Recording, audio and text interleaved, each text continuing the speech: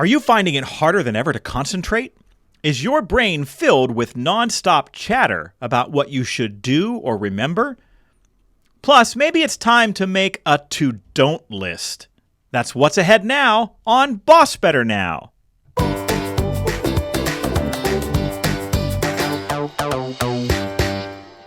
You're listening to BossBetter Now. The show is sponsored by Joe Mull and Associates. Now here's your host, speaker, and author, and my friend, Joe Mull. Welcome back to the show, everyone, and especially all of you who are committed to the act of service that is being someone's boss. That's right, it's an act of service because you remember, right? There used to be a time when you only really had to worry about yourself at work, your problems, your standing. And then one day, someone along the way said, I think you might be good for a leadership role. And maybe they had to have multiple conversations, or maybe you had that ambition from early on, but at some point you took on the challenge to stop worrying just about what was in front of you and to worry about others. And let's be honest, there's probably come a point where you thought to yourself, why did I do this? That's okay if you felt that way. That's pretty normal. And yeah, there are certainly days when thinking back to the time when you only had to worry about your own stuff probably feels like the glory days. But guess what? You have a tremendous amount of influence over what people think and how they feel about their work.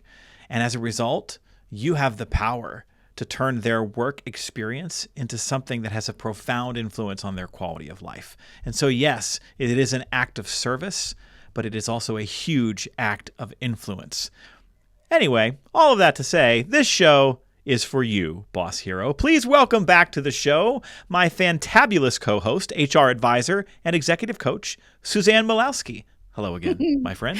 Hi, Joe. Hello. I love that opening. Act of service, but when you were talking about going back to the day of remembering what it was like before you had souls to take care of, I couldn't help it. Going back the days before I was a parent. Right. Remember that? You had those fantasies like, what did I do with all my time? What did I do at that time? Children came along. Wow, I could have done a lot more between, right? Remember when I could go to a movie whenever I want? Right. Yes. I didn't have to worry about my next meal, whether I had one or not. Now I have to worry about somebody else's. So. And sometimes you've got to actually cut the food. Yeah, depending on there's that. Ages. Yep. Yes. Well, it's a perfect sort of segue to the first thing that we wanted to talk about today, because the truth is, when you move into a leadership role, you have a lot more of a sort of assault on your senses, and especially your brain, right? You have a lot more to remember, to concern yourself with. And I know so many leaders who will tell me a big part of my job is to put fires out every day. Or a big part of my job is to figure out how to keep my head above water. Pick your natural disaster metaphor. But we know that leaders of all levels and of all stations will talk about how hard it can be at times to focus. And this is especially true, and we're hearing this a lot from leaders since the pandemic, right? It feels like now more than ever, there's this sort of nonstop chatter in our brain. We have an article that we want to point you to today about how to retrain your frazzled brain and find your focus again. And one of the scenarios that it talked about in the article was, if you're in a situation where you're brushing your teeth and having 1,000 thoughts at the same time about all the things you need to do or remember or take care of or write down or follow up on, you might be experiencing some frazzled brain. I talked last week on the podcast, Suzanne, about some burnout that I'm experiencing as a result of this very long process of trying to bring this book out into the world. And I will admit, I am, and have been for a couple of weeks, I've been jumping around in my work. I've been making mistakes that I don't normally make. And I know it's because I've got too much going on. And so why don't you tell us a little bit, Suzanne, if you don't mind, this article, what stood out to you from it? We're going to link it in the show notes, and we're going to talk through sort of the guts of it here for a minute. But what was the big takeaway for you about how to retrain your frazzled brain and find your focus again?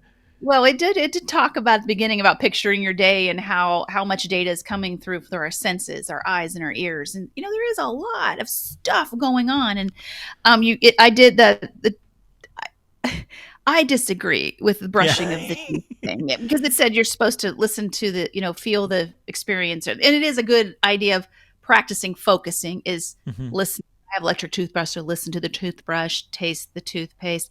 But Joe, I can't even stand still when I brush my teeth. Do you know what I'm doing? Yes. I'm walking around. I'm going either picking out my shoes Yeah. or setting up the iron so I can iron my shirt or whatever. I have a terrible time sitting still, even when I brush my teeth, which leads to a habit of never, ever, ever put your shirt on that you're going to wear before you brush your teeth. Because when you walk around, you're able to slobber it on there. I've learned that lesson over and over again, multiple times. But, so yes, I think our brains, and I love the other thing is, it's a inability to concentrate. And why? Because my first question, Joe, when it said the pandemic made this worse, I'm like, I don't get why. Why are we blaming everything on the pandemic, for crying out loud? But what it kind of got to is we thought we were all going to die. Yeah. We were kind of in it. Weren't there moments where like, this is it. This is the end of it, right? And so our brains are in this survival mode. We are wired then to be super sensitive to what do we need to do? What do we need to wear up? Situational awareness. And we were doing less thing in a rote mode, like we just take for granted and just do it. And more of am I doing this on purpose? Should I do that? What do I need to be thinking about? Oh my gosh, I'm not going to my job. What do I do differently? Do I have a job? So I get it now. But at first I'm like, I can be frazzled with or without a pandemic, but it did add an interesting light on that. I also stress, to carry it in from last week, is one of the biggest obstacles to focus, right? Like you said, Right. all these things going on, and then I'm not showing up, and I don't suffer. They talk about a loop of doom. I'm not a loop of doom person. I am an optimist through and through. Usually it's like, oh, this is the opportunity to do X or Y. Like I'm always trying to be future focused, and not that I don't worry sometimes, but I don't do a loop of doom, which I can't even say, but our working memory. I can't agree with the amount of information that can be held in my mind and used for a task tends to, right? It's coming in and out. And wait, what was I doing? Exasperated that whole, I left my office and went in the kitchen for what? Right? Yes. Notion, or why did I open this file? And so I think I absolutely agree with needing to learn how to focus. And I had an epiphany. Go ahead. Or an epiphany, which is a bright idea associated with a spark of inspiration. An epiphany, get it? Oh, interesting. I get it. Yes. Lamp. Okay, thank you. Okay, I'm with you. There, good. You get my jokes. So I have, you're aware of one of my clients that I'm commuting into this city, which I haven't commuted into this city for a long, long time on purpose, and certainly not since the pandemic. So I'm like, oh, look at me. I'm commuting for the first time really early in the morning. And Joe, if you're familiar with Pittsburgh, so any city has that piece of highway that's always under construction. So in Pittsburgh here, it's 28. I'm heading north on 28, which is always have some kind of barrier, and I really need to concentrate. And I'm like, oh my God, I don't even have the ability to focus while I'm driving. It took all I had not to be looking on my phone, messing around, because I'm always kind of multitasking. Yes. So it was like I had to create a whole new habit of how to drive on purpose, because most of my driving just running to the grocery store or rote stuff. Not that I use my phone a lot, but it's quick little hits. But to be on the road a long time, where I'm like, I need to just slow these thoughts down and stay in my safe driving zone, right? Yes. So that was interesting. So that kind of struck here for me. So then, so it talks a little bit about a timer, habits of, how long can you hold a thought without squirrel or different things coming in, right? And not very long. And she's encouraging. So I won't go through all of that, but I do believe in the idea of breathing as a tool to bring focus. Yes, go ahead. Go ahead. So I think the really central theme of this idea of if you are feeling like your brain is cluttered and that you're constantly hurried or harried, is training both your brain and then ultimately your physical self to slow down and be Yes. still. Yes. And to not mentally jump from place to place. And Yes. so this slowing down and this being still, one of the daily practices that the psychologist who was interviewed for this article writes about was investing 12 minutes a day into some simple mindfulness exercises. And Yes. that this is actually a training methodology that she uses with people who are in high demand jobs like soldiers or elite athletes or emergency medics to improve cognition and emotional health. And that really the first part of this exercise is sort of traditional meditation. And I don't know about you, Suzanne, but I have tried meditation, and my mind wanders so quickly and so violently that I don't know that I necessarily get the benefits of meditation. And so, one really cool idea that came out of this article that I really liked was to think about a flashlight beam. That your focus is like a flashlight beam. And if you find that the beam is drifting in another direction, that's okay. Just point it back in the direction it needs to go.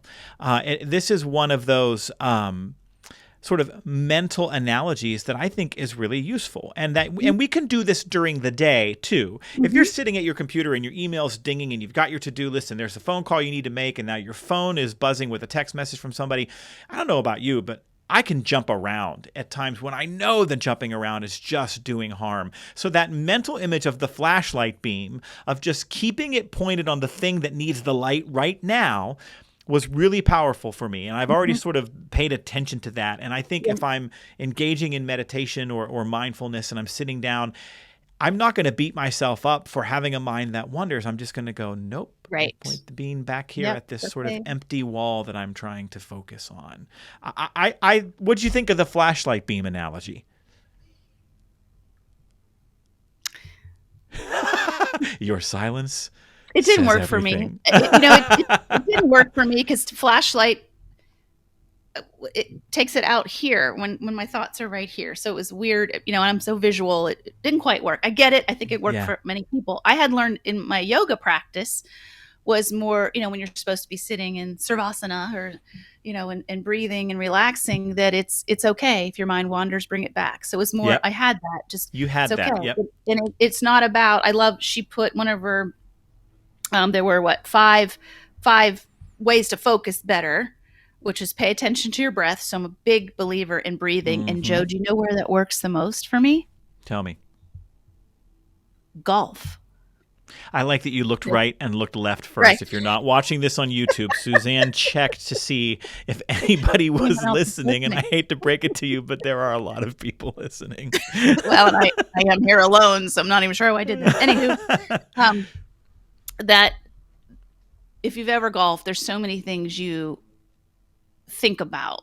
Your grip, the weight of your foot, how high, speed of my club, blah, blah, blah. Everything you just learned in your last lesson or on the YouTube thing you watched. And it was breathing that helped me just be in the moment and just hit the ball. And that's helped me many times where I felt stress or anxiety. Breathing is a huge tool, and there's lots of techniques you could find out there. Integrate in everyday life, like you said, brushing your teeth. That's where this came up. So just focus on what you're doing right in that moment, in the sensations, in what your senses are taking in is wonderful. It's just a practice of staying focused. But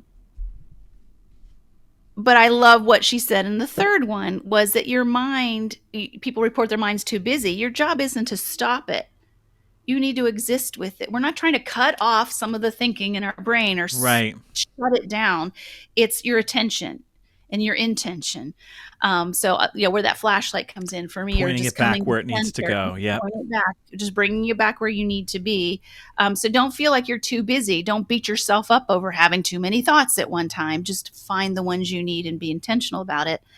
And then she adds on to that. Number 4 is ignore mindfulness myths, I guess you would say, is not clearing your mind. This is actually just using your mind. It's a workout for your brain to kind of build muscle memory and a habit of gaining that focus that you're trying to get a hold of, right? And then I love number 5. There's no blissed out state you're aiming to experience. Well, not without drugs anyway. In fact, But she didn't write that. I added that. The whole point is is to be more present in the moment, and Yes. right to give the person in front of us the attention they need or the energy they need, to give the task before us our time and intellectual horsepower that we have to give, or to give our child the attention we need to catch the ball they're about to throw at us. There's no blissed out state. It's not the goal, right? Right. And we've talked on the show, and even going back to when Alyssa and I were first doing this together, over and over again, we have repeatedly come back to themes Okay. around morning routines and how morning routines set up our days. Or maybe it's not a morning routine, maybe it's a daily routine. And if your routine has to unfold at lunch or in the evening, whatever. But we can embrace some habits and some practices that set the tone for how we want to show up in the world. And so I have found success with trying to find moments early in the day as I'm getting ready for my day to think about how I want to show up in my day, how I want to show up as a speaker or a servant to the community that I'm going to speak in front of, how I want to show up in my work. Do I want to show up as frazzled and rushed, or do I want to have some calm and some peace around how I do my work? How do I want to show up as a husband, as a father, as a neighbor, right? And setting that intention can go a long way, especially when you make it a habit, right? When you set an intention on a daily basis that when I come to my work, I'm going to interact and I'm going to show up in this way. You actually build the muscle memory that you'll need in the moment, in those circumstances, when the phone is dinging and your inbox is lighting up and somebody's knocking on your office door. I am reminded of a story that a colleague from years ago shared with me, and I think I've talked about this on the podcast before, but she was watching a documentary on the Weather Channel about these Coast Guard pilots that fly out into the Bering Sea and do rescues. And this is these filmmakers were following this crew who gets a call about somebody who has fallen on a ship and is badly injured. They think the neck is broken. This person's life is in danger. And so you watch this crew very calmly stand up, and they walk over to their kits and they check their kits and they put their uniforms on, and it's very deliberate and it's slow given the circumstances. And you're sitting there watching and thinking, You're like, come on. Like, why aren't you running to the right. helicopter? Let's go.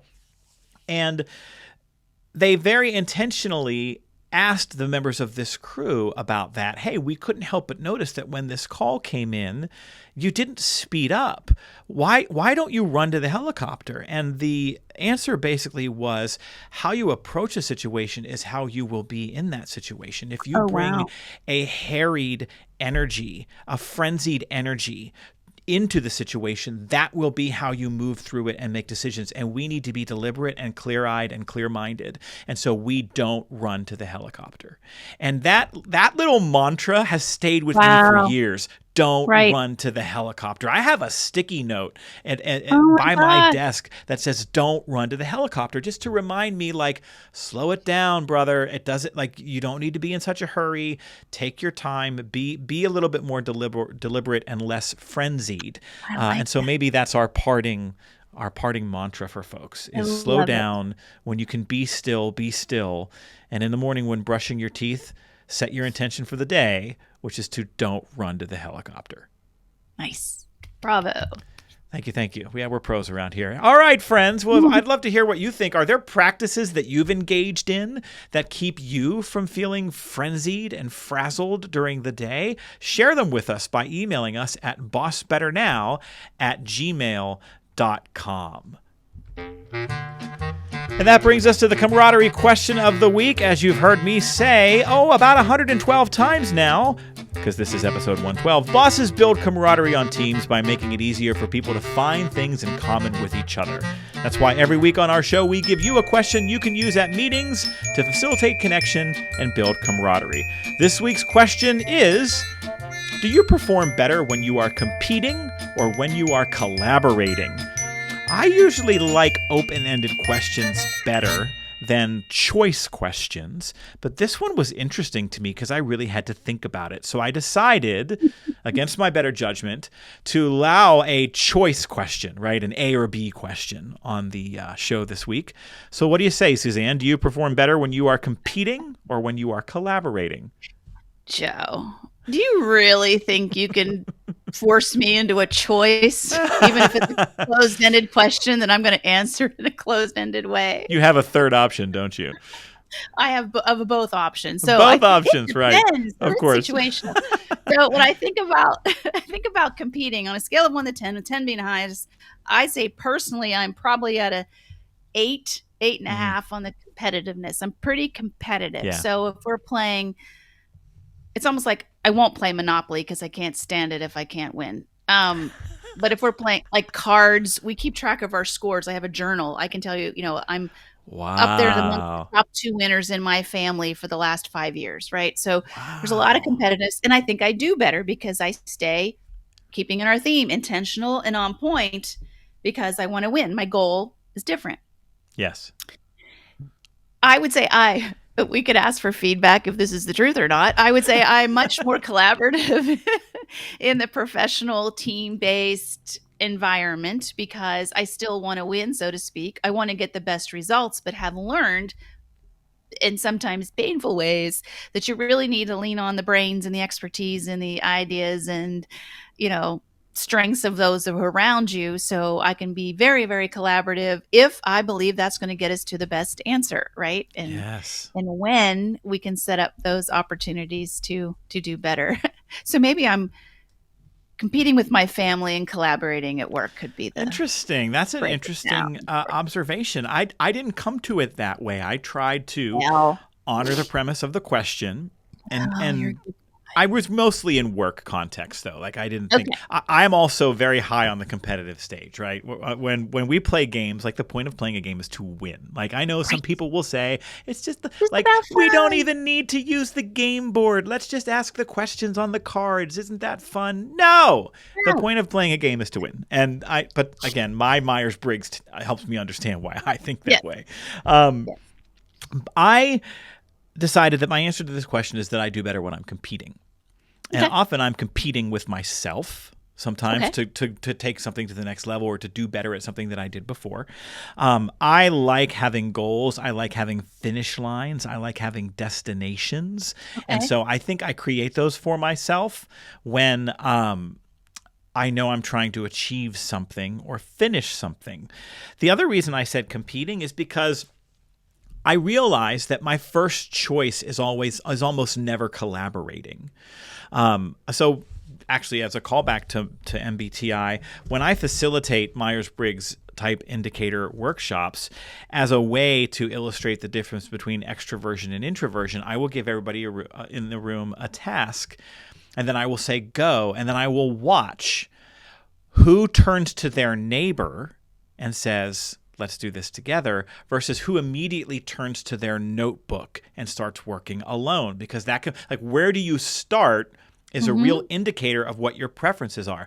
I am an introvert. I want to start in my own mental space. I want to do it myself and then maybe invite others into that collaboration. And my team knows this, right? I will prepare a plan and then bring it to them and say, "Okay, tear it apart. Where is it terrible? Where are we making mistakes? What have I done wrong?" I would much rather do that than gather everybody in the room and be like, okay, so we've got to make a plan for how to do this. And I know there are times when I probably should do it that way, but You have done it. and I I've seen have you. done it that way, Yeah. yes. But I am very much I'm going to start alone and then invite others in when the time is right. And that to me Okay, feels I like love it. more competing than collaborating. Okay, I love it. Well, you at exercise, I had to laugh. So I'm an extrovert. Uh huh. So, but um, I'm a little more. Collaborative is not my first Yeah. choice. Kind of like you, I've kind of learned where I need it. So if you say go do the task, I probably would not be heads down. I'd probably turn to someone. I think you should do this, or You're let's. delegating. I'd be telling, or here's what I'm going to do. I would want to Yeah. talk about it, but it's probably not more it's more like telling them or sharing what I'm doing kind of thing. Yep. Yeah. Yep. Yep. Isn't that Interesting. interesting? That's fun. I think this I is don't a want their fun input. question. It could lead to some interesting conversations about some of these naturally occurring differences in personality that people Yeah. have, especially if you've done a disc or you've Yes. done, Yes. and I know you use disc all the time with Yeah. groups with great success, Suzanne, and MBTI and other sort of assessment tools. Once you give people a vocabulary around that, a question like this could be really fun to say, how do you see your type or your differences showing up in these kinds of situations? It actually gives them a real world scenario that they can use to apply what they've learned about themselves in. So that's a good one. Shout out to Jamie who found that question. That was fun. That's the camaraderie question of the week. All right, boss heroes, do you know that twice a month I publish our BossBetter email newsletter? That's right, we have thousands and thousands of leaders all across the world who every other Tuesday get a short email from me sharing usually an article or a video or a story about some things we need to know about creating the conditions at work for people to thrive. We're not really spammy. We don't try to sell you a bunch of stuff, but it is where you find out about our BossBetter virtual summits or get tickets to our VIP web events. And so if you would like to be on our BossBetter email list, it's the primary way I keep in touch. All you need to do is text the word Boss Hero to 66866. That's Boss Hero, all one word, to 66866. You do that, you'll get a prompt to enter your email address, and then poof, you are on the list, and you'll get all the goodies that we send out every 14 days. All right, Suzanne, we are at the final segment for this week, and it's all about how maybe instead of making a to-do list, what we need to do is make a to-don't list. This was in Harvard Business Review recently. I feel like we've been calling out HBR a lot lately with some articles, but there's been some good stuff there. Yeah.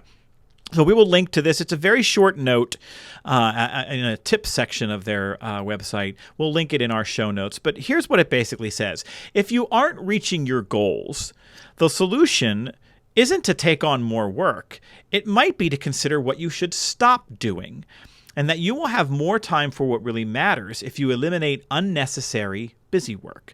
And so there's a simple exercise that they suggest to make this happen. This is a really cool idea. I haven't done this yet, but I'm going to. First, identify a specific goal or an area of your work that you'd like to improve. And then on a piece of paper, divide it in half down the middle, and on the left-hand side, make a list of all your daily tasks. And on the right-hand side, make a list of your biggest wins, the work milestones that you're most proud of. Now, and this is where the magic lives, draw a line connecting each of those wins to related tasks. And where you have a connection, circle those tasks. When you're done, look at what's left uncircled on your list. These are the things you should probably stop doing, minimize, or delegate to others. Because as you can hear in the exercise, they are not tied to the most important work or the most impactful work that you're doing.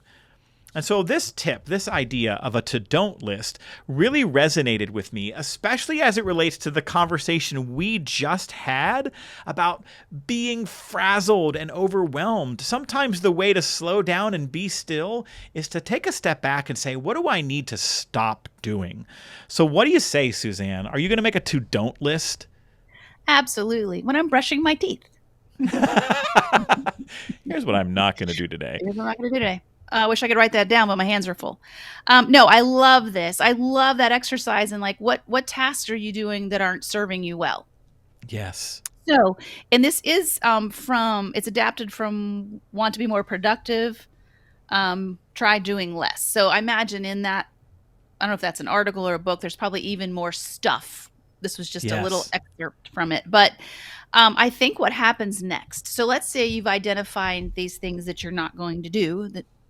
I think there becomes what I've called, and I've helped with some of my coaching clients figure out and put a plan toward, is called negotiating the undone. Ooh, tell me more. Because what happens when you identify things you can't do, don't have time to do, aren't serving you well, whatever it is, it's hard to let them go many times. We either rationalize it, it's something we've always done. I've always done that. People are counting on me for it. It's the process, it's the policy.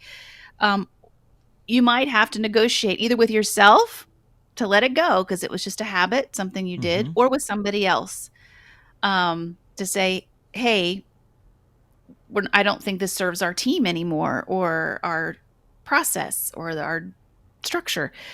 So be careful when you look at that list. You may always keep it on there and not have or take the opportunity to take the next step. So it might be negotiating. So that's either with yourself to get it off there or making a deal with somebody else to let it go. And this really showed up. If you're a leader and maybe your success has been realized in part by you saying yes to many things, right? You being, I'm your go-to gal, or I am the person you can count on to volunteer to get things done. At some point, you're going to reach a tipping point where it's too much, or you're going to find you're not productive, or you're going to find you're frazzled.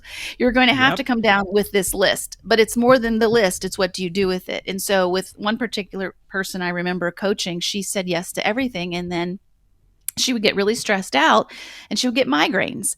Yeah.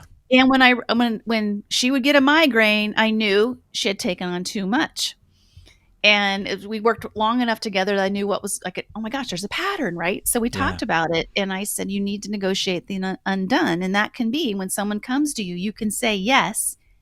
And here are the things that will take the back burner. Or here are the things I suggest we remove off our plan. And be able to have the courage to talk about that so that you can reprioritize, get to the productivity you want, meet the goals that you want without getting to that burnout or frazzled out kind of mode. So it's very important. I'm a believer. Yes. We have to be willing to kill our sacred cows. Right, we're on the cusp of this right now. I talked last week about all the things that we've been doing, and that we're just a little bit threadbare around here, and we are on the cusp in the weeks ahead this summer of sitting down and taking a look at every single thing that we spend time on in my company, in my business. Right. We're running a YouTube channel. We're running a virtual summit every 4 to 6 months. We're running a leadership academy. We're running keynote programs, workshops. We're running a podcast. We're running. I mean, there's like 3 of us really doing all of this, and so we are going to go item by item, and really each one of those things has to re-earn its way back onto our to-do lists and our routines. And so we're gonna go through that process, and we have to be willing to look at something that we, even on the surface, might say, are we going to continue doing that? I have sent our BossBetter email newsletter every other Tuesday for something like 8 years. Should I keep doing that? Like, I can't at the surface immediately go, oh God, I'll never stop doing that. Like, I got to be willing to say, should we? And so we're going to go through that process. And this can be a really useful exercise for anyone who is juggling a lot. I have a colleague who embraces the motto, do less better. And I serve on a board of directors with him, and he's constantly saying we need to do less better. And I love this idea that, you pick a couple of things that you want to be great at and you go all in on them. And that actually is how you succeed and how you ensure quality for whoever it is that you're serving or supporting. It's also a reminder to leaders who are listening to this that every single time you decide to take something on, the very next question should be, what am I going to take off? What am I going to take off of my mental demand or my to-do list? What am I going to ask my supervisor to help me take off? We've just spent the last couple of years talking about burnout in the workplace, and some guy we all know wrote a book about how there's a massive recalibration taking place around how work fits into our lives, and it's being driven by, in part, exploding workloads. And so if we want to create a more humane employee experience where people can thrive at work, it's not just about piling on. It's about moving some things to the side that no longer have a place on the plate. And I think that's really important. And I think it's absolutely tied to the conversation we just had about being frazzled. So negotiate the undone. I love it. Right. And I didn't think of the article this way either, Joe. So it gave us that personal look at what we can decide we're taking off our list. Then you brought it into a team environment kind of, and also a company. Yeah. You could do that at the independent, interpersonal, personal level, team level, department, organizational level. What a great Yep. exercise. What's not serving us? Because you know there are tons and tons of tasks and processes that people do every day and might not even know why. To really take things off the list and they have to earn their way back on it. I love that. Can I use that? I'm taking Absolutely. that one. Take it. And I think sometimes there are those of us who have to practice saying no. That no doesn't come easily, and that we know there are going to be certain situations that we get asked about regularly that we have to practice and be prepared to say no to. So here's one that I have had to work on. As someone who has been a professional speaker for running my own business out for 10 years, I get asked a lot, hey, can I pick your brain? Can I take you to coffee or buy you lunch? And I am absolutely committed to a shared value of abundant generosity in the speaker community, and I am willing to answer questions for people who aspire to do this kind of work. But if I said yes to every one of those requests, I'd be adding 24 cups of coffee and 4 lunches to my calendar every week, and my waistline can't, nor my to-do list can accommodate that. And so what I have learned to do and what I've had to practice is saying, you know what? I have to politely decline the lunch invite, but here's what I can do, right? And I've tried to reframe it in that way. Here's what I can do. So if somebody asks me, can I pick your brain?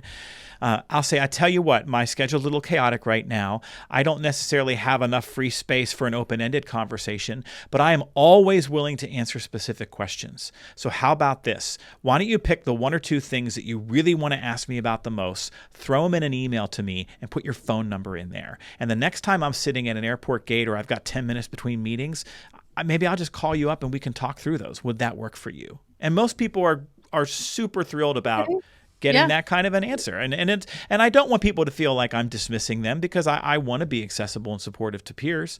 But I also have to be able to manage it against my own demands and obligations too. And I've had to practice that. That's my whole point. I wasn't good at figuring out how to be polite and say, I can't say yes to that, until I put some language around it and taught myself how it should come out. Yep. And at the beginning of all of this, there's also that it's flattering to be asked. Yeah. And there's absolutely an understandable desire to keep doing that. Then you reach a point of saturation or a point of busyness or success. You're like, that doesn't serve, right? I don't have the time for that. And then how do you find an alternative? It's a great customer service, right? Yeah. Response, that here's what I can do. Always find what I can do. I think that's great. But think it through and don't just stop taking the calls. That wouldn't serve you either. So there's your homework, boss heroes. What's on your to-don't list? All right, that's our show, friends. Thank you so much for listening. If you enjoy what you're hearing, take a moment right now to hit that subscribe button, and that way you get new episodes, alerted to new episodes every time one comes out, which is usually every Sunday. In the meantime, thanks for listening. Thanks for all that you do to care for so many, and we'll see you next time.